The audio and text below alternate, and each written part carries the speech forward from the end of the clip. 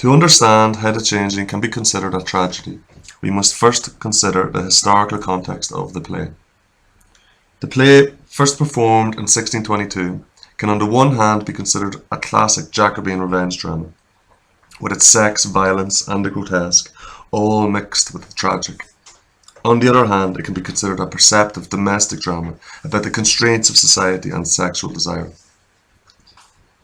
The playwrights Middleton and Rowley have given us a layered play with both a main and subplot. The main plot shows how unrestricted sexual desire can lead to murder, whereas the subplot shows the more common resulting experience of foolishness and humiliation.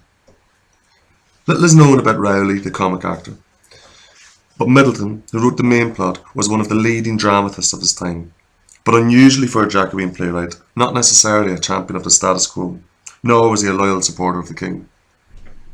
He wrote about women of all classes in an understanding and realistic way, and the Changeling looks forward to a world in which kings and queens no longer rule, and tragedy can centre around ordinary men and women.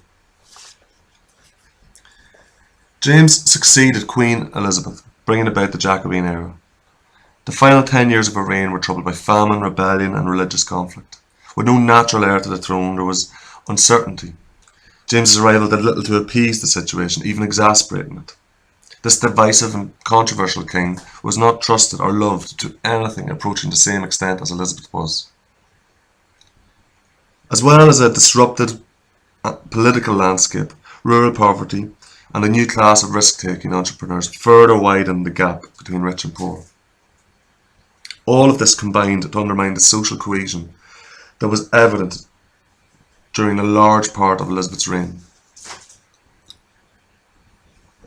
This unease resulting initially in the gunpowder plot and starting England on a socially tumultuous road that would lead to the English Revolution and Civil War. Middleton and Rowley reflect this uncertain period in the Changeling. De Flores refuses to accept his position in the social order. Isabella questions her role as a woman. Beatrice rebels against her father. Diaphanta rebels against her master. And human beings rebel against God. Not only are people changing in the play, but the world is changing. To understand the role of the subplot, which Rowley was thought to be responsible for, as a commentary on the main plot, it is also important to understand attitudes to madness in the Jacobean period. The medieval belief that mental illness was caused by evil spirits continued into the 17th century. The mentally ill were thought to be dangerous, defective, and incompetent, and were put in prison or locked away in asylums. There were no professionals to take care of them, and they were subject to cruel torture, being locked up in closets or cages for being disobedient. Mental illness was considered to be irreversible. The only people inmates communicated with were each other, and as a result of unprofessional and untrained staff, they often became more ill.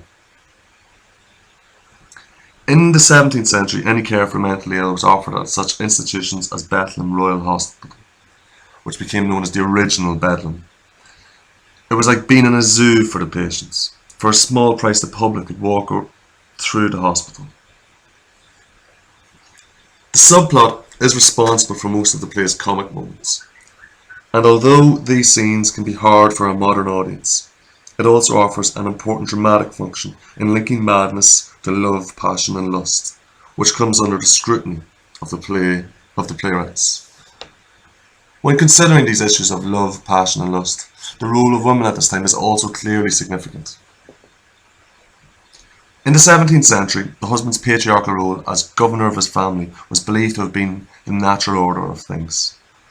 Women were generally raised to believe that their practice and reputation for chastity was how they were valued above all else.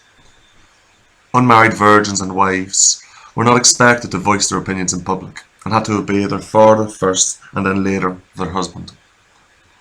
In contrast to all of this, the portrayal of the three female characters in The Changeling are radical in that they are presented in an entirely human, three-dimensional and complex way. But how can we view it as a tragedy?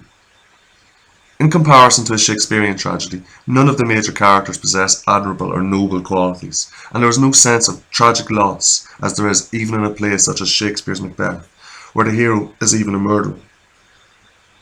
Middleton and Rowley see it as more of a collective tragedy. of human life in general. Original sin, which although a more traditionally Catholic concept, was still a widely held belief by a relatively newly Protestant country such as England.